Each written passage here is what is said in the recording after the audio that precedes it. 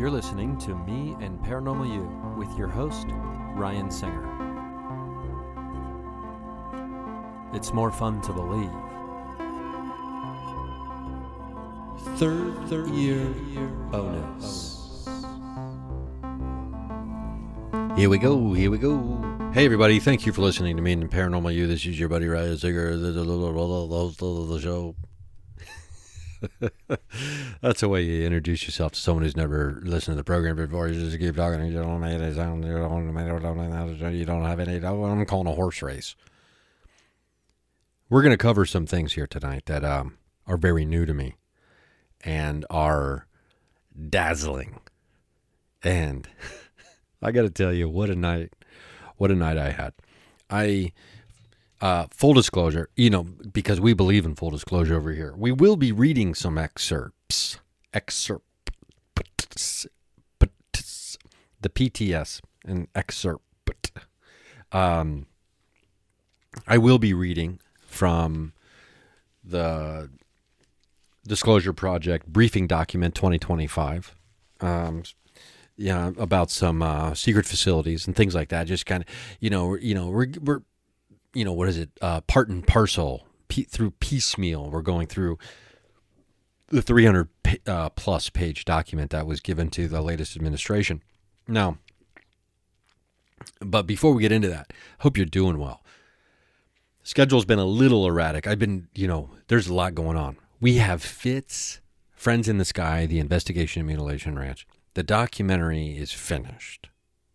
Now, am I going to post a link, an unlisted YouTube link, over at the Patreon page? I was going to say patreon.com. That's probably why it sounded weird when I said Patreon. I probably will. Now that's going to be for the patrons that are a little juiced up. You know what I mean? And by juiced up, you know what I'm saying. The probably the highest tiers over at the Patreon page will probably have a link to that. Music and all. Boy, oh boy, it's done. Can you believe it? I mean, there's one or two very, very small things that I probably still want to change, but it's done. It's done. We did it. It is completed. More information about what will be happening with that and where you'll be able to watch it, hopefully sometime in the very near future. Who knows? We're going to swing for the fences, see what happens, and then we'll adjust accordingly depending on outcomes. Now, that's very exciting news. I will be going up to Colorado sometime in April, is the plan, to be camping out at Mutilation Ranch for 2 nights. And we'll see what happens. That's the plan. Waiting on clearance and some scheduling things. I mean, we're just all over the place over here, right? I've got exciting news in general about a comedy special I'll be filming. My book that I've written called Shapeshifter.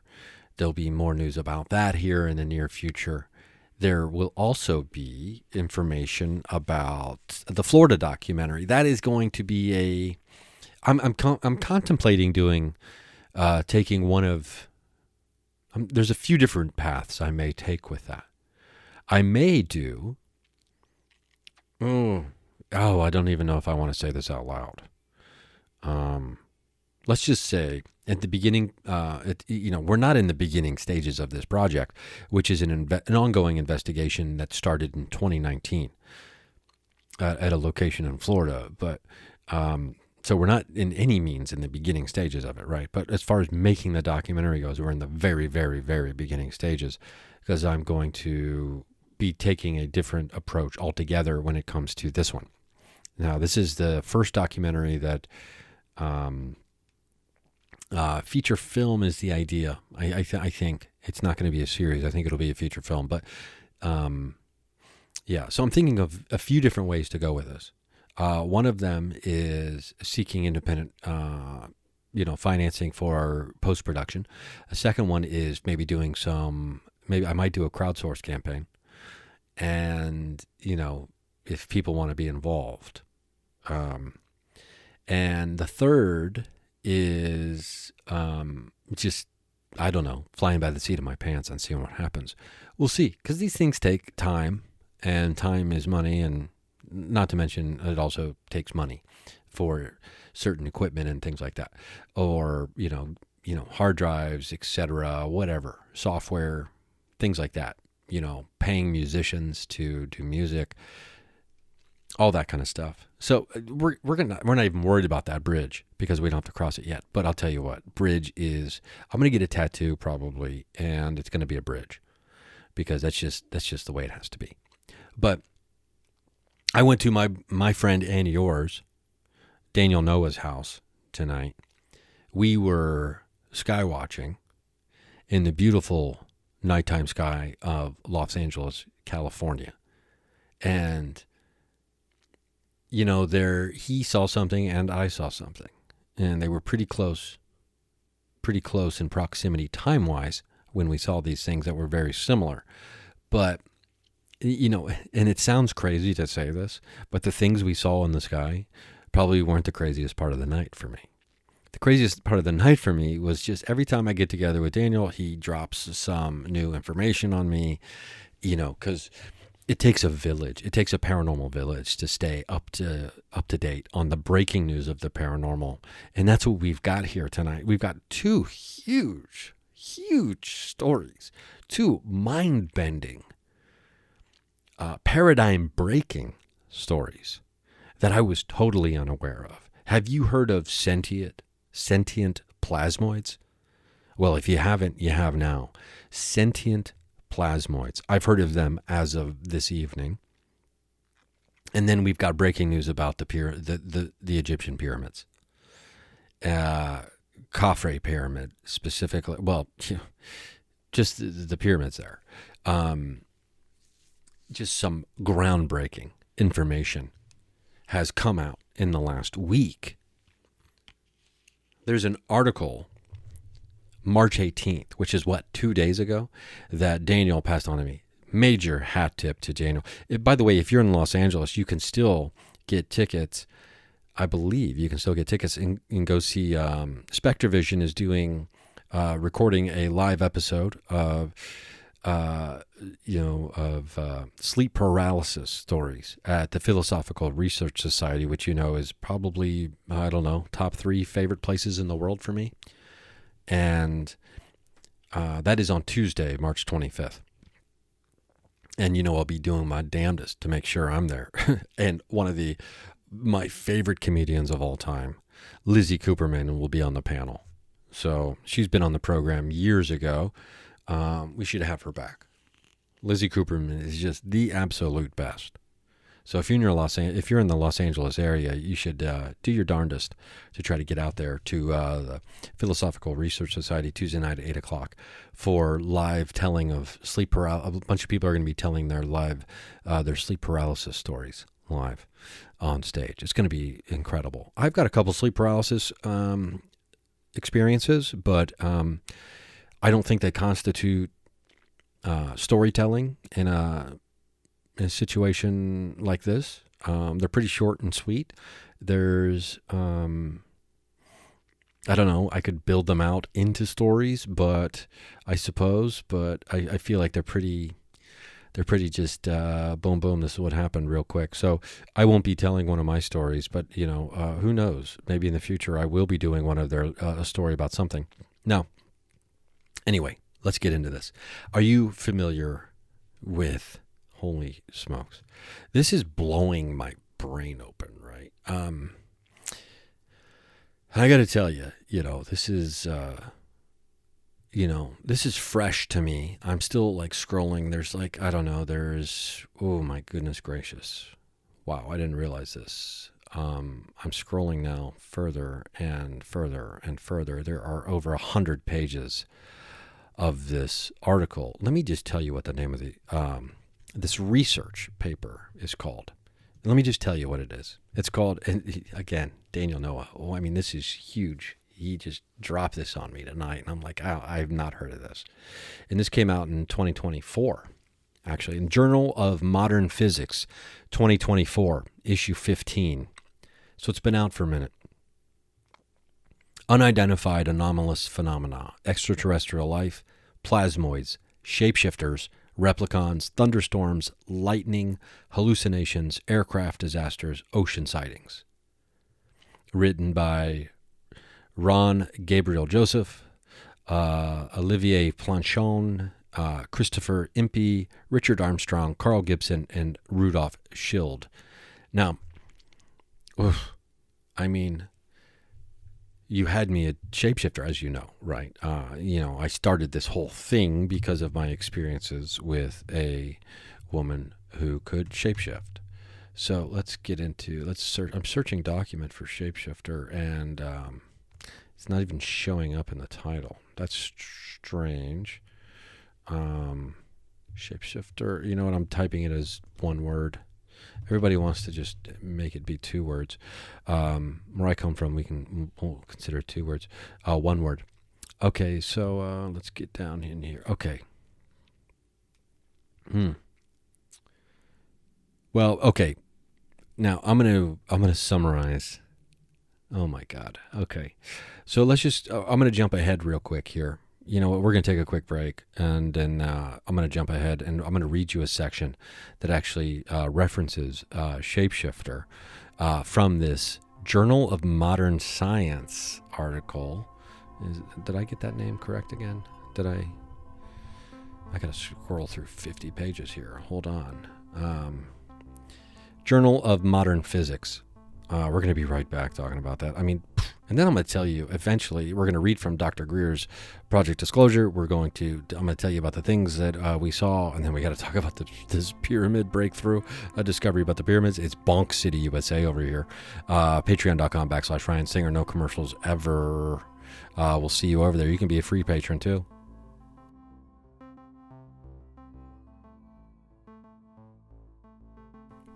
This is bonkers. Welcome back to the show.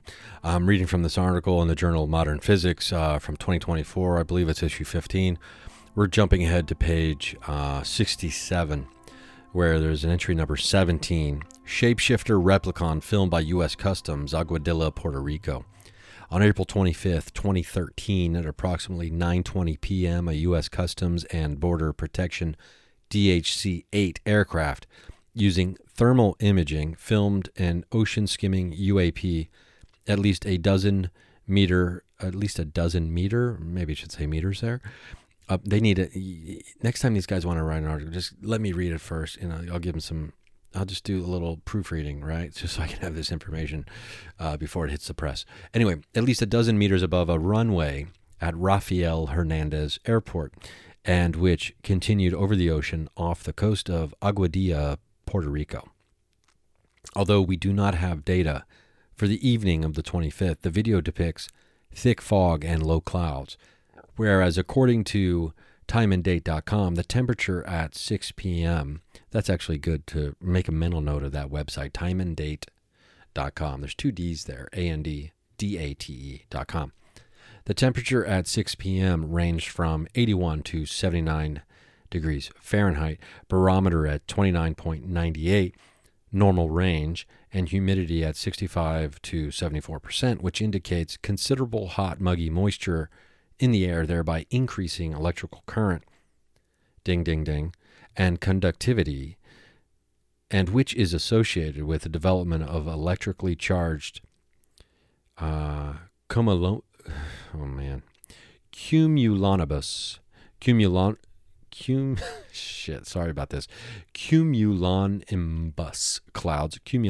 clouds that produce lightning.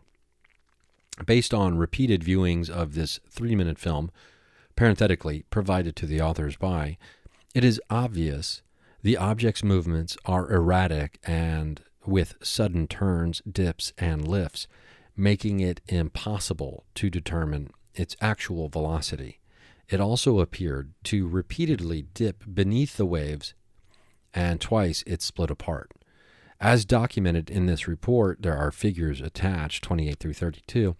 The film was analyzed employing Apple Final Cut Pro, which is able to make up to 10 freeze frames for every second, i.e. 1 frame per 100 milliseconds.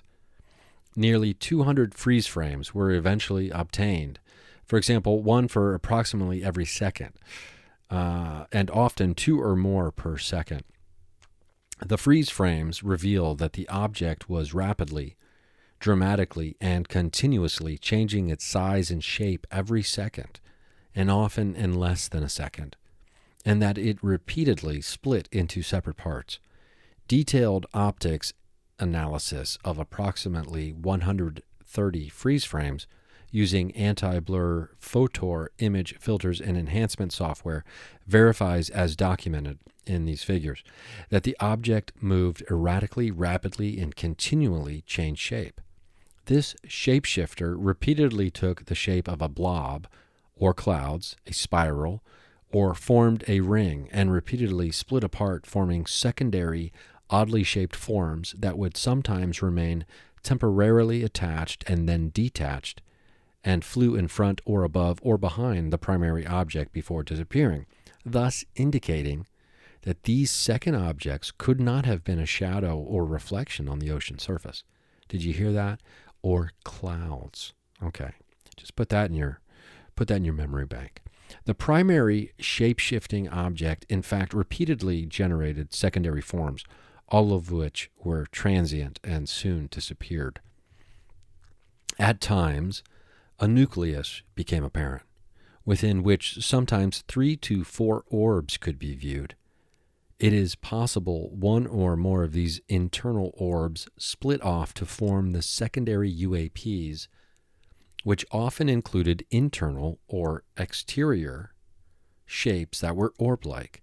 As to these internal orbs, in laboratory experiments, spherical cloud, blob, and donut-shaped plasmoids were also continually changing their appearance and color, yellow, red, purple, green colors, and within which round glowing balls repeatedly flared up inside.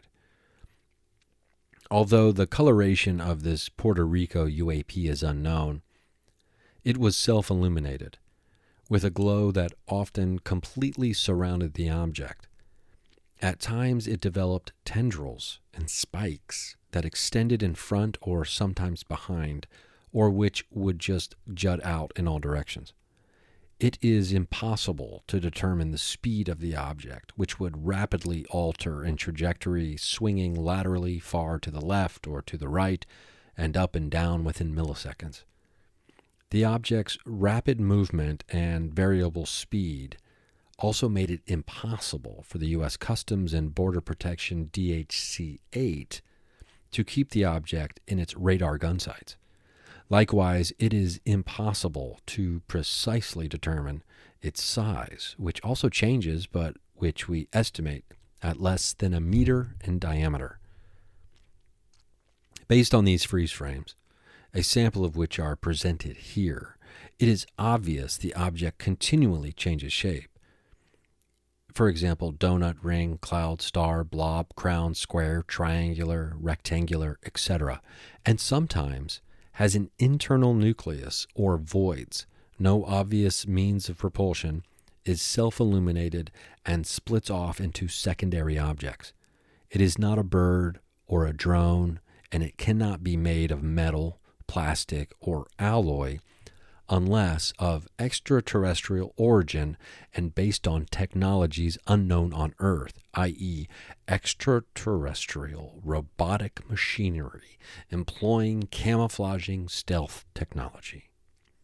It goes on to say this. This later possibility is supported by the following observations: rapid shape-shifting every second, extreme and rapid lateral movements, the inability of the U.S. Customs DHC-8 to keep the object in its radar gun sights, and the voids at the center that contain 3 or more smaller objects which may have split off to form other objects that appeared in front, above, and behind the primary object, only to disappear. Another observation. Employing filters, sometimes forms, in addition to the orbs, appeared to be inside the object, as if cocooned in obscuring outer layers. It is possible something was hidden inside? ? Related to these observations are the following. When complex filters were applied to the photographs of a pulsating cloud-like object that followed one of the space shuttles, a cylindrical structure was revealed that appeared to have been hidden inside a cloud-like outer layer. In addition, Ryan Graves, an F-18 pilot, testified before the U.S. Congress in 2023 that he and his squadron have repeatedly observed UAPs, which he described as, quote, dark gray or black cubes inside of a clear sphere, where the apex or tips of the cubes were touching the inside of that sphere, end quote. Likewise, when filters were employed to photographs of a cloud-shaped object above Mars, a square triangular object appeared to be inside. Yet another possibility is that the object is a trans-dimensional, 5-dimensional entity. Because it exists in the 5th dimension and also appeared in the 4 dimensions of our space-time continuum, 3 of space, 1 of time, it appeared to constantly change as different parts became visible in our 4 dimensions. In brief, here's this. In brief, BT dubs. Forgot to mention real quick. Sorry. Let me circle back. In brief, the existence of a 5th dimension, also known as Kaluza-Klein theory, also known as the Kaluza-Klein theory, could explain how gravity is linked to electromagnetism when no link is apparent in our 4-dimensional universe.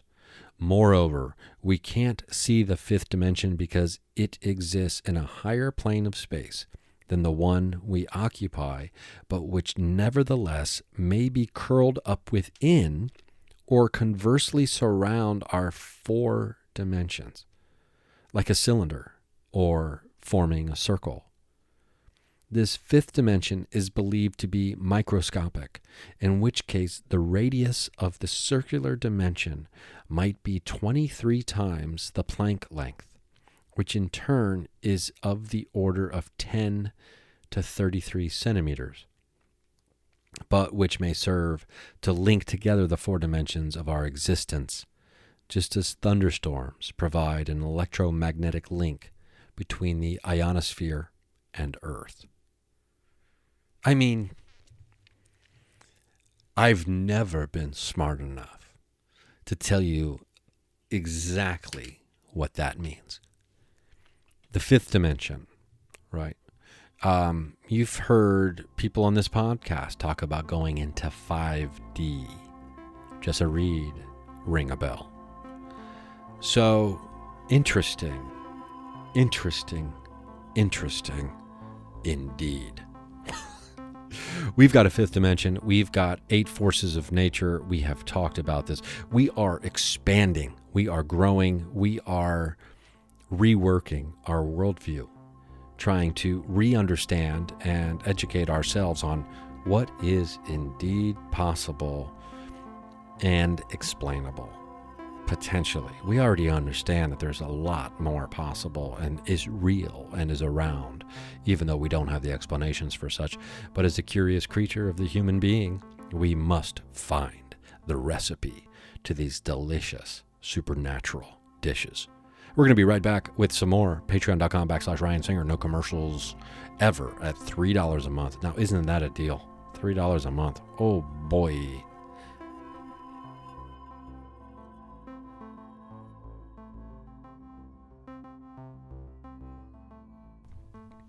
So we're covering a lot here. I mean, I just dumped a scientific journal article on you, and I could read this whole damn thing, right?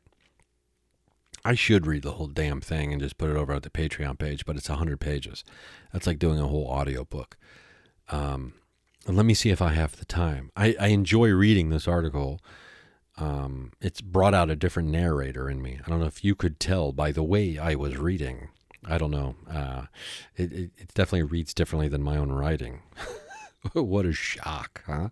That these brilliant scientists write differently than the comedian from Dayton, Ohio. I do have a creative writing degree. I don't want to down talk myself. Our thoughts build worlds, so let's be kind to ourselves in our own minds. Let's remember to do that. Here's what I want to touch on here, specifically about what this, and the section goes on. The section goes on, oh my gosh. Plasma ghost images that serve as decoys. The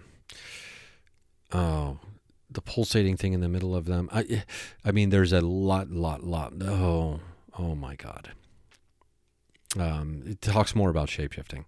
I got to tell you, because obviously that's the thing that jumps out the most to someone like me who's had experience with shapeshifting in their past, and which has been, as my buddy Daniel would say, their gateway moment into the world of the paranormal, as a believer, as an experiencer. And if you're a listener to the program, we've talked about the inevitability. You think I would name this thing something I could easily say. The inevitability of curiosity. So curiosity it's inevitable if you're curious enough that you're going to be on one of the 5 spots on the circle of the inevitability of curiosity when it comes to the paranormal, supernatural, mystical, high strange, right? You're either an experiencer, a believer, an investigator, a researcher, or an experimenter. Those are the 5 spots that I believe are on the circle. And so you could start as an experiencer and you could end up, your next step could be a researcher. You could start as an experimenter and you could end up a believer. So you could be a believer, then an experiencer. You could be an experiencer, and then you would have to further investigate it, and then maybe do some research, which leads you into an experiment, which then makes you become a believer.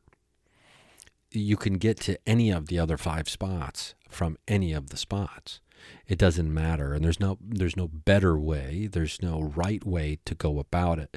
Those are the 5 that I've been able to identify over the 12 plus years of being completely immersed in this world. Now, if you think there's room for a 6, I would obviously be interested to hear your thoughts about that. But shapeshifter was my experiencer, became a believer, right? Immediately upon that experience. And then I became a researcher, and then I became an investigator, and now, which led to experimentation as well. So the circle has been complete, as they say. Where are you on the circle? I'd be interested to know. And what was your path? You know what the path could be? You know how there's like ENFJs and things like that, INTPs or something? I forget what I am. I think I'm an ENFJ or something, if I had to just take a guess. Excuse me. I think because you've got what? E for experiencer, B for believer, I for an investigator, R for researcher, and E for experimenter. So that would have to be an EX for experiment, which to differentiate it from experience, which is interesting that experiment and experience are so close. I've never noticed that before. That's interesting. And the word notice actually seems to be quite similar to experience. I know it might not sound like that. You just heard me say that, and you're probably like, what are you talking about? Did you just say notice is very similar to experience? For some reason, they ring the same in my weird word brain. Experience and notice. And I mean, they have a similar sound, sure, but there seems to be something about that. If you're experiencing something, you're noticing something, right? You're making note of it. You're taking notice. You are noticing. I think notice has all the letters. All the letters of notice are in experience except for O. Oh, did you notice? Okay. We're having fun with letters and words. I hope that's okay for you. We like to have fun over here, in case you've never listened to the program. But yeah, so shapeshifting was mine. So I became so I guess on the circle of the inevitability of curiosity, I would be an EBIR, or I would be an EBRIEX.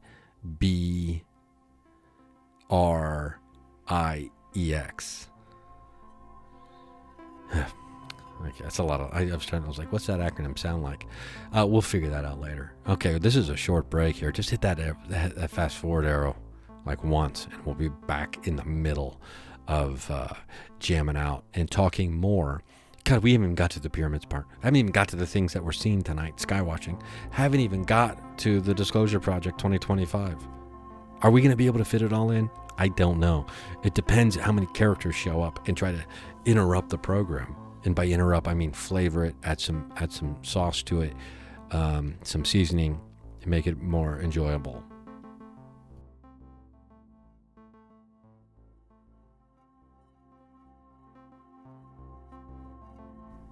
Okay, we're back. We're back in it. I got to tell you, what I've been trying to get to over here before I got into wordplay and like, oh man, I had to scratch that itch in my brain. We're talking about shapeshifting, and we're talking about plasma, and I haven't even got into the sentient plasma part. I'm gonna have to read this entire article before I can even give you really truly thoughts on it, because I mean it's 110 pages.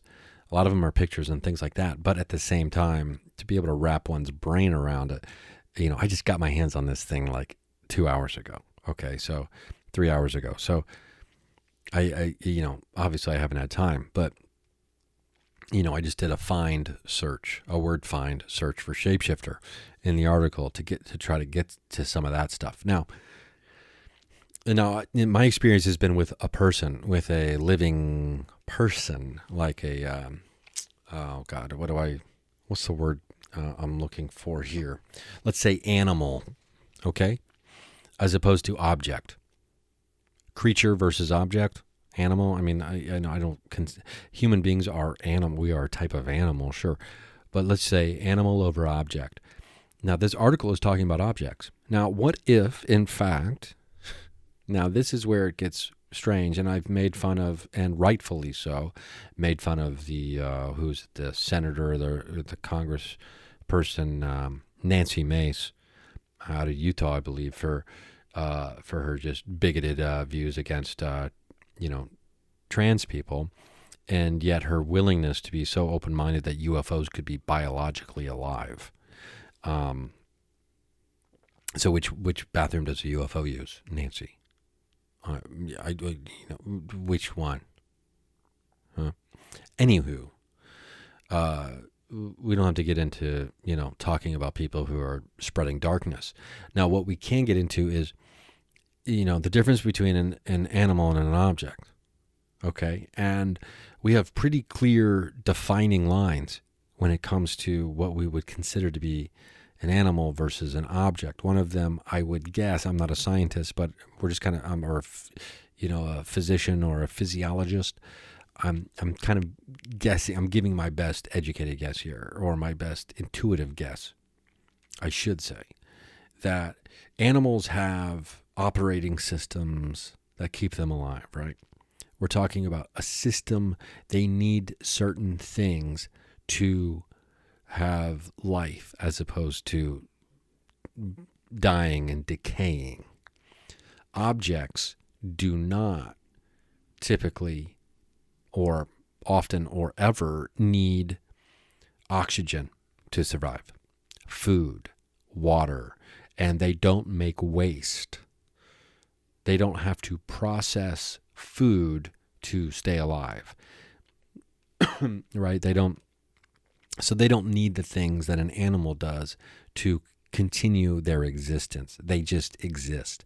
Their existence isn't reliant on, physical things, or let's say sustenance. Well, okay, we got there maybe. Animals need sustenance. Objects don't. Certain objects do need conditions to continue to exist. An ice cube, for example, needs a specific temperature requirement to continue its existence, that's not sustenance, right? That's a specific requirement that that it needs to continue its existence. It's not something it consumes. These are the things that we believe, right? This is the difference between an object and an animal. What if we're wrong? As Chuck Klosterman would say in his titled book, What If We're Wrong? What if we're wrong? And the difference between an object and an animal is perceived, yet not real. We love to categorize, we love to separate, we love to organize and label and name. It helps our brain, I suppose, for categorization and keeping things in order, filing them away, right? What if objects are alive, and what if animals aren't? I don't mean like they swap. I just mean what we think of as being alive is no different than an object simply existing. And it's really or arbitrary is the word I'm looking for. It's really arbitrary difference, right? It's the difference between a fish breathing through gills and a boar breathing through its nose. Those are different, and they're getting one's getting their oxygen from water, one is getting it from the air. That's a different way of breathing. What if objects are breathing in some kind of undiscernible, unrecognizable way? Right? Okay. I know this is fanciful. This is a little bit whimsical. Okay, we're out on the whimsical limb. But you lean into the whimsy when you live a life such as this. And I will always lean into the whimsy before I lean into the skepticism. Now, the reason I'm even going off on all this is we're talking about shape-shifting objects. These objects clearly are different than the objects that we're aware of. They obviously are playing by different rules than what we think objects should be playing by. So, considering that shape-shifting is being used to describe objects,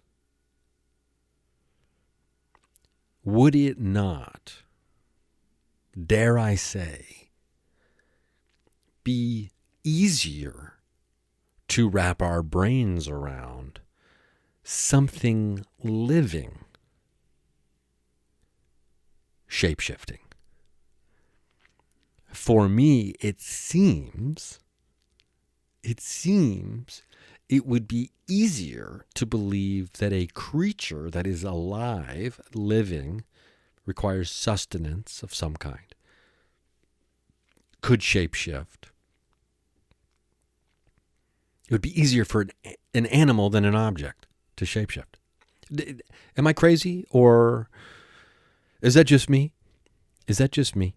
Or are you also on this, are you on team object or team animal when it comes to the shapeshifting? Which one would be easier? I'm not trying to make you pick a side, but pick a side right now. Okay? For whatever reason, it just feels like it might be easier to wrap your brain around an animal shapeshifting than an object. Now, there's no real reason for that other than it just seems that way in my mind as I think about it and as I contemplate the magical mystery of the world and therein shapeshifting. So if we are openly talking about objects shapeshifting, and we're talking about plasmoids, and we're talking about plasma specifically. Now, plasma is physical matter, I'm pretty sure. Or is it the in-between liquid and solid? It's in between liquid and solid. It doesn't mean it's not physical matter. I don't have my physics and I don't have my physics definitions nailed down for this conversation. But needless to say, there have been people working on this for a lot longer than you might be thinking. There have been people been looking into this and working on it for quite a while. It says the U.S. Space and Naval Warfare Systems Center has apparently been working on a particular project since 2012, according to a U.S. Navy website article dated 2017. Dr. Alexandru Henning, a scientist who has pioneered laser-generated plasma at the Space and Naval Warfare Systems Center Pacific for 5 years. The following year, Alexandru Henning filed a patent application titled System and Method for Laser-Induced Plasma for Infrared Homing Missile Countermeasure that is apparently based on plasma technology developed at the Warfare Systems Center. Now, this leads me into other avenues, other nooks and crannies of experience and conversations that might be better had at a different time.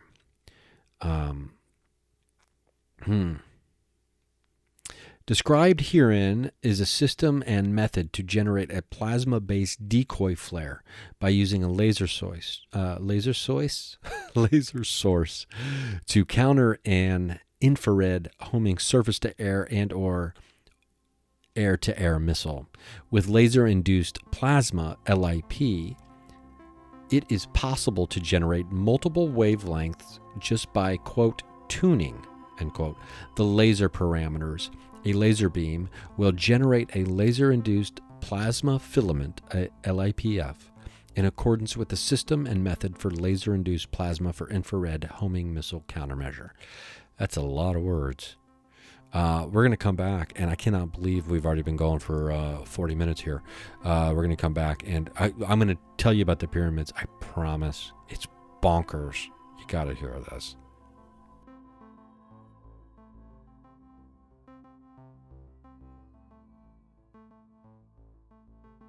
And so I've returned. I hope you have returned as well. So we got shapeshifting in medical journals. It is a new frontier, my friends. Shapeshifting is not as crazy as it used to be, right? Am I right? I'm not as crazy as I used to be. Am I right? Am I right? Am I right about that? I think I'm probably right for the first time in my life about that. Let's move into the pyramids. This is another article that Daniel Noah sent my way, and it was blowing my mind. I was watching the video, and I'll have to link the video here for you because it is it is unbelievable that that this is not just like the top news story everywhere in the world right now. This came out, as of recording this, it's just a couple days ago, right? March 18th, 2025. SAR scan of Khafre Pyramid, if I'm saying that correctly, probably not. Khafre. The Khafre Pyramid shows huge underground structures. One of the greatest mysteries just got bigger. Okay, I'm going to skip to some part. This is an important part. Their research was conducted using SAR data, synthetic aperture radar, along with proprietary software developed by Filippo Biondi that transforms the radar signals into phononic information, which allows for the detection of millimetric vibrations. This cutting-edge technology is capable of revealing underground structures invisible to traditional methods and revealed internal structures never seen before. Having established their expertise in using SAR, to explore pyramid structures non-invasively, a recent press release on their current project was released last Saturday. The March 15th press release summarized the key findings in the team's research of the second largest pyramid of the Giza Plateau, known as the Khafre Pyramid, and what they found was astonishing. Khafre. The analyses of dozens of tomographic SAR images obtained from different angles enabled the 3D reconstruction of inside the Pyramid of Khafre and deep beneath the surface of the plateau. Near the base of the pyramid, 5 identical structures are seen, connected by geometric pathways. Inside each of these are 5 horizontal levels and a sloping roof. This is near the base of the pyramid, right? So this is inside the pyramid. Okay, this is the area we're talking about right now.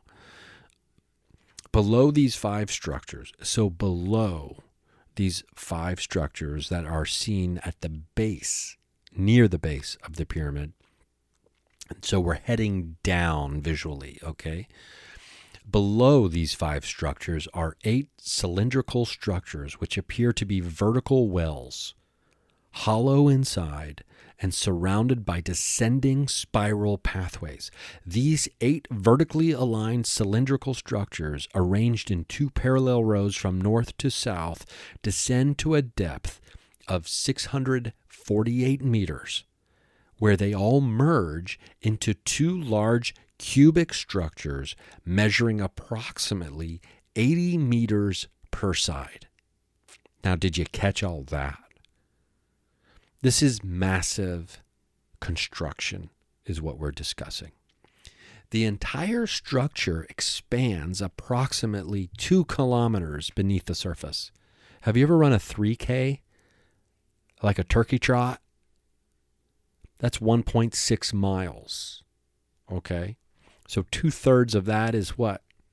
A mile. So we're talking about approximately a mile beneath the surface. These huge structures, these cylindrical structures that appear to be hollow wells surrounded by descending spiral pathways that lead into 2 large cubic structures, 2 big cubes, 2 big squares that are 80 meters per side, right? Whew. The entire structure expands approximately 2 kilometers beneath the surface and extends beneath all 3 pyramids of the Giza Plateau complex. Mainstream Egyptology tells us that the Giza pyramids were tombs for pharaohs Khufu, Khafre, and Menkaure. I think I'm saying that. Menkaure. Menkaure, and that they were built around 2500 BC using ramps, sledges, and levers. But the redundant mathematics in their construction, which include pi, the golden ratio, and the speed of light, along with the testimony of today's expert architects, suggests that the official story does not hold up. Cue Ryan Singer's joke from, I don't know, at least 10 years ago, where I say, you don't have to convince me that the aliens built the pyramids. I've got Netflix. I took some shit. I've taken a lot of shit for that joke, by the way, from people being like, oh, you don't think, whatever. Yeah, I stand by that bit. The massive underground structure revealed by the recent SAR data shows what appears to be a mechanical or functional system. And this has been hypothesized in the past. Nikola Tesla believed that the pyramids could harness Earth's natural frequencies. This arguably inspired his experiments in wireless energy transmission and scalar waves. In something written called The Giza Power Plant by Christopher Dunn, he argued that the Great Pyramid was a power generating machine using resonant and acoustic forces to convert mechanical stress into electricity. In The Giza Death Star, Joseph Farrell proposed that the Great Pyramid of Giza was a weapon of mass destruction using a type of physics that he calls paleophysics to focus energy as a scalar weapon. The cylindrical wells could be conduits for energy or sound waves, and the cubic structures might serve as energy storage or stabilization units, akin to components in a large-scale weapon or generator. And the detection of vibrations in the pyramid's internal structures reflects all of these ideas. The Caffrey Project hopes to plan an excavation in order to discover more about this underground structure, but history shows that this will be very difficult to get approval for. Wow. Oh, the comments are amazing. Rebecca says, I have no doubt that the pharaohs who had elongated skulls were the Nephilim of the Bible. And I also have no doubt that they are the ones who constructed all the huge-sized statues, temples, and pyramids. It does not surprise me, but only confirms my belief that they are extremely technological species before their time. Unfortunately, this Flynn writes, unfortunately, this post claims there to be a March 15th press release, but that does not exist anywhere on the internet. Only the study from 2022 showing readings above ground inside the pyramid. The story is fake and misleading. Please try to find more evidence before hasty belief. I've been unable to find any links to the supposed March 15th press release. Okay, that's from Jonathan.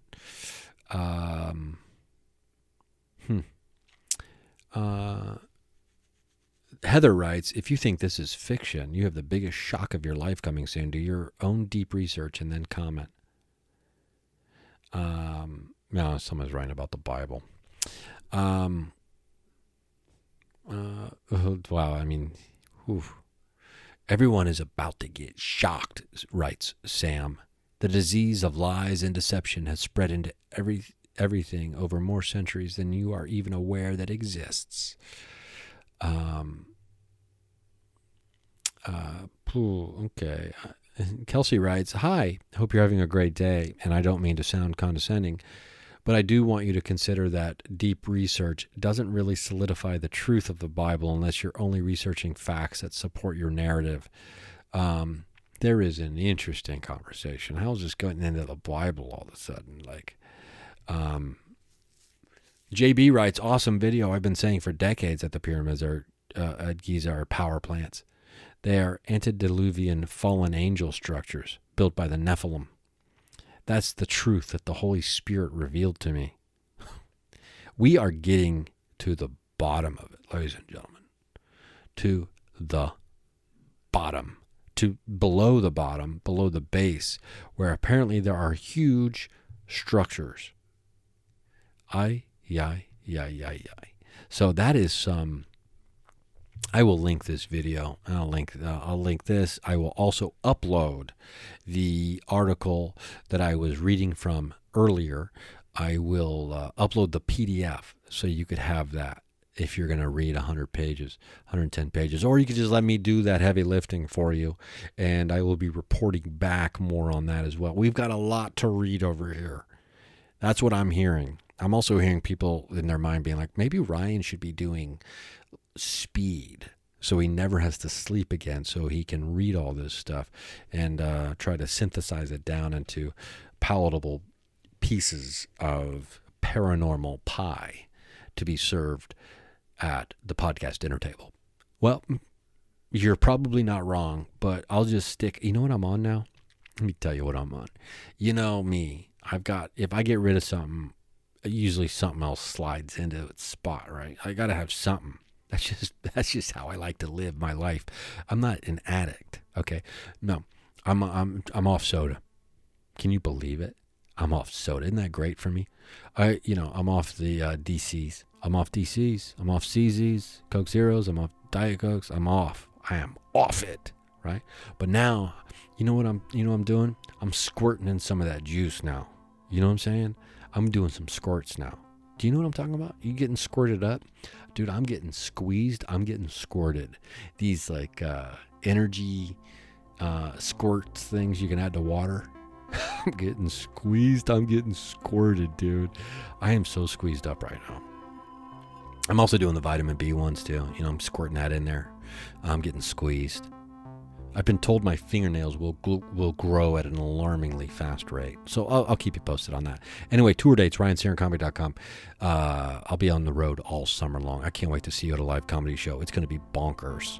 We're going to film a new special in August. It's going to be great. I love you. I hope you love yourself. You deserve it. This was jam-packed. Sorry there's only one episode this week. I got some interviews coming next week. More 30. We'll get back on. We got exciting. I got breaking news. I'll be bringing it to you soon. Don't worry, you'll know soon enough. If I don't see you at a live show here around Los Angeles, California, where I'll be for the next few months, I certainly hope that I'll see you at the watering hole on the astral plane. And oh, by the way, I heard about White Lotus. I heard about Sam Rockwell saying I'll see you on the astral plane. But hey, maybe we'll see him at the watering hole on the astral plane. Time to blast off, y'all.